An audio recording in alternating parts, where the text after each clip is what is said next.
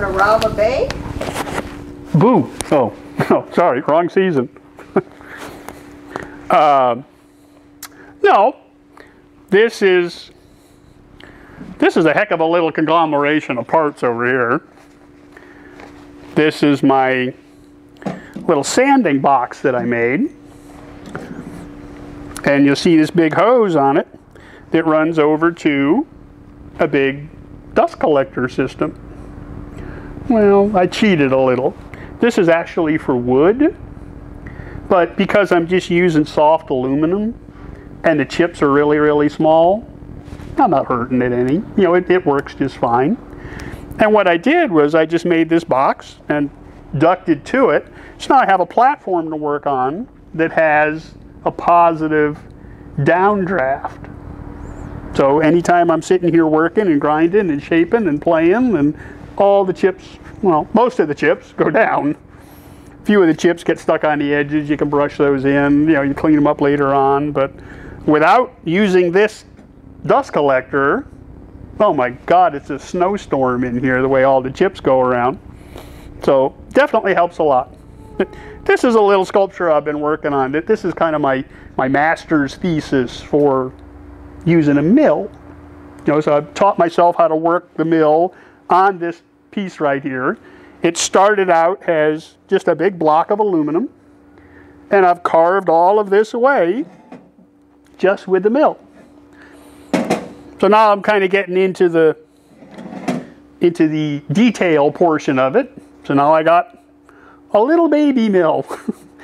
This is actually called a pencil grinder because, well, you kind of hold it like a pencil. You use it like a pencil. It looks like a big fat pencil, but it's air powered, and it runs little 1/8" bits, you know, either burrs or end mills or, you know, whatever you can find. This is a little aluminum end mill, so it's a lot faster than a burr. It's a lot safer than trying to use this little tiny burr or little tiny bit in the mill, because this you got a lot of control over. If you put this into the big mill and put this on the mill and try to just crank the table around and work it that way, I don't know about you, but I haven't had good luck with it. I break these things all the time. So I'll use it this way. So let me put my stuff on and I'll show you how it works. What's your stuff? Some safety equipment? No, safety stuff. Yeah. Glasses, dust mask, aluminum dust. It's a lot finer. It can get airborne. You can get just a little cloud going here. It's not good for your lungs, guys. Dust masks, respirators, something, anything. Holding your breath, that's not an option. So let me get this on.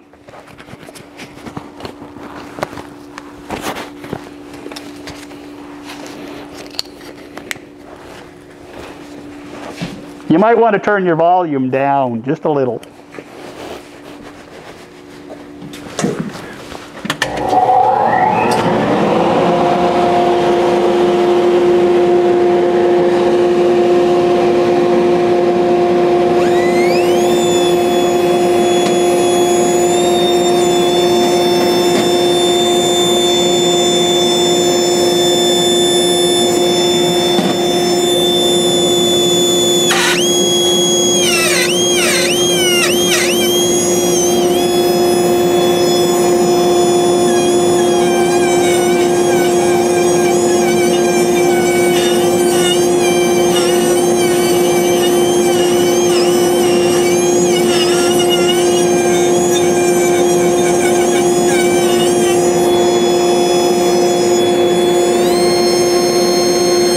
Like the dentist, doesn't it?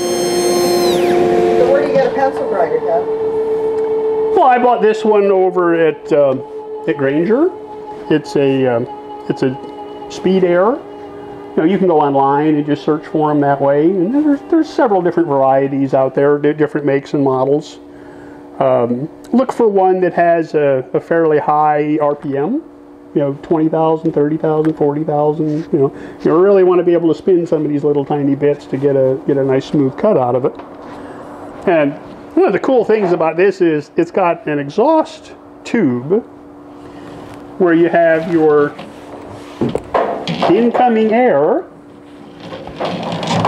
that goes right up inside this hollow tube. It goes into the pencil grinder and then exhaust right back out into this outer sleeve. So the exhaust is actually way back here. So when you're using this thing, the exhaust is down here. It's not in your face, it's not in your ear. You know, you're not getting oil or water or whatever happens to come out of there. You're not going to get that on you. It's going to stay down here out of the way. Nice little feature. I like it. Hey, you want to see some bits? Come here, I'll show you something else. So here are some of the different bits that I've got. These are all the 1/8 inch shafts for the pencil grinder. These are 1/4 inch shafts for one of the bigger grinders. But I just wanted to show you the difference between just some of these bits, the way they're shaped, and why some of them are for aluminum and some of them are for steel.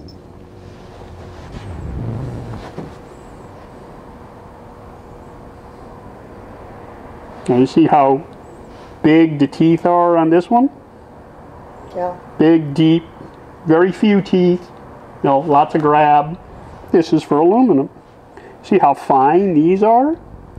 This is a cross cut for harder metals, steels or stainless or something like that.